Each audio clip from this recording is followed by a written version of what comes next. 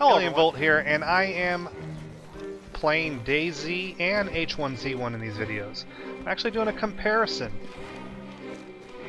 of basically just a little bit of gameplay, but mostly graphics.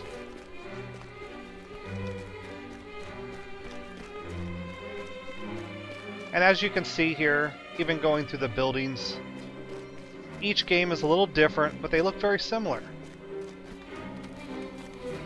Now DayZ is going to have a higher fidelity. The graphics are going to have a more realistic effect, not only in the lighting effects, but as well as the textures are going to be a little bit higher quality.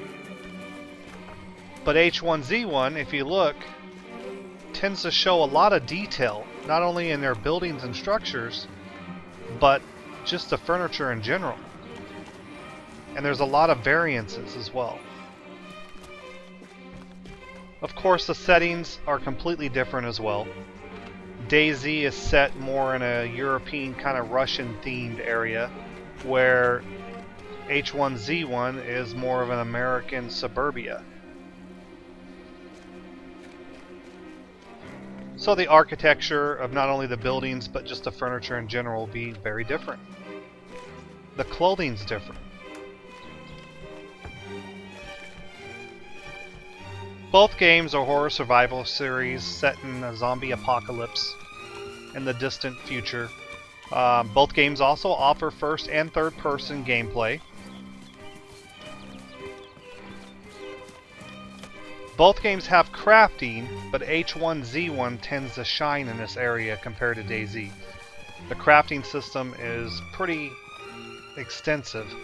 You start off with a few basic patterns, but everything else is discovery. You throw materials up there and see if you can discover something new. With DayZ, it's a little different. You don't really have a discovery system as much as you just, if you have the materials in your bag and you can combine them, you can craft something. Both games offer day and night cycles as well as changing weather environments. DayZ definitely being on the more realistic side on those features, especially the rain.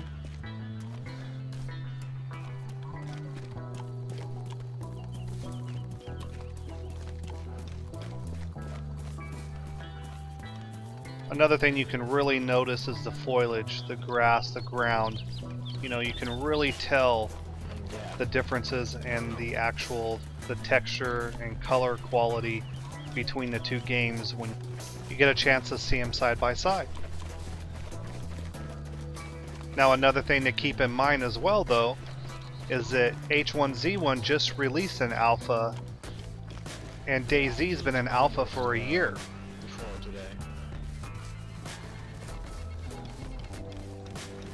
So once these two games are in beta, there'll be a better comparison, because then you're going to be closer to the final product. Now the engines are completely different. The H1Z1 engine is actually an MMO engine, with games like DC Universe and PlanetSide 2 currently on it. In contrast, the DayZ engine is the Arma engine, so it uses the same engine as, well, actually it's a modified engine of the Arma 3 engine.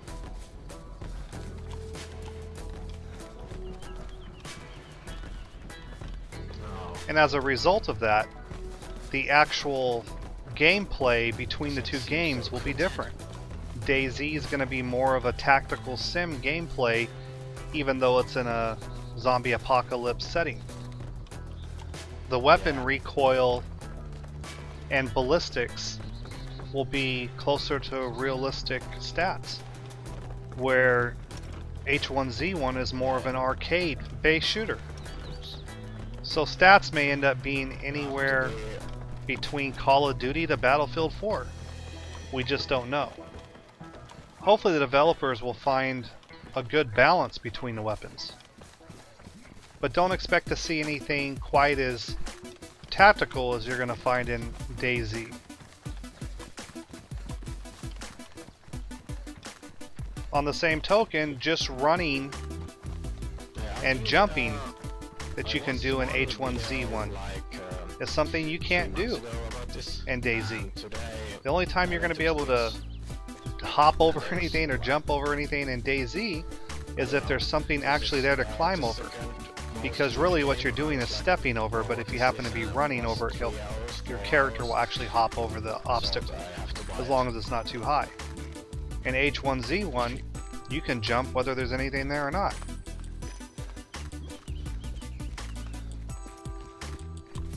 Both games definitely have some animation and hit detection issues, especially when fighting zombies. It's not uncommon in either game to have a zombie facing away from you, yet they still hit you.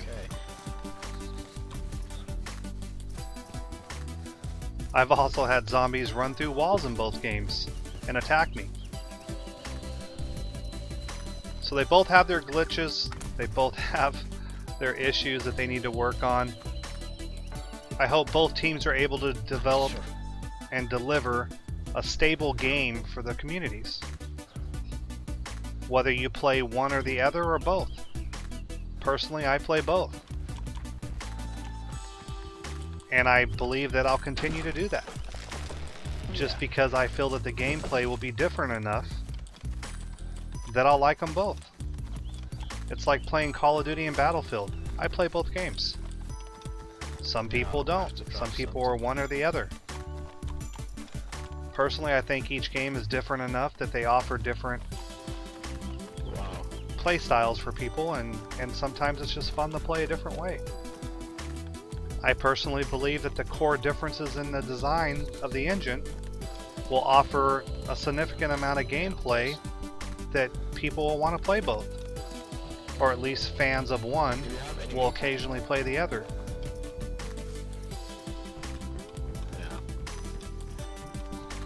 I personally see H1Z1 being a faster paced PvP based game, where DayZ is more of a slower and tactical feel. Even though you can gain items by scavenging pretty easily in DayZ, especially if you go to a low population server, H1Z1 doesn't give you that option. Whatever server you make your character on, your character's stuck on that server. And that includes any patterns that you might happen to discover through crafting.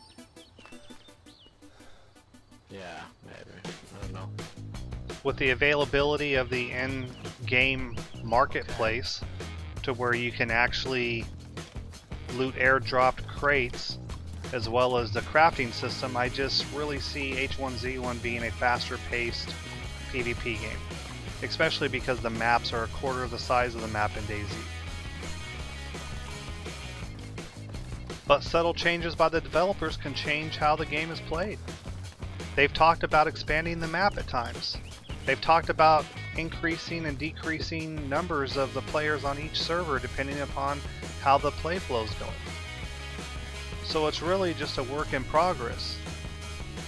Both games are, for that matter.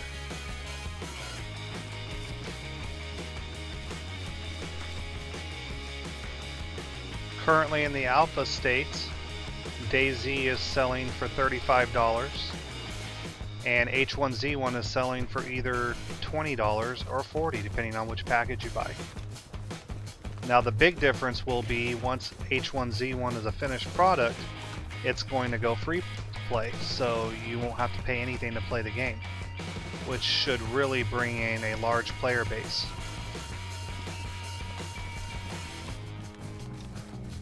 How Sony deals with that's going to be interesting. Do they keep the same amount of servers and increase the map size and player base? Do they just increase the player base on each server? Or do they just add more servers and keep everything the same? It'll definitely be interesting to see.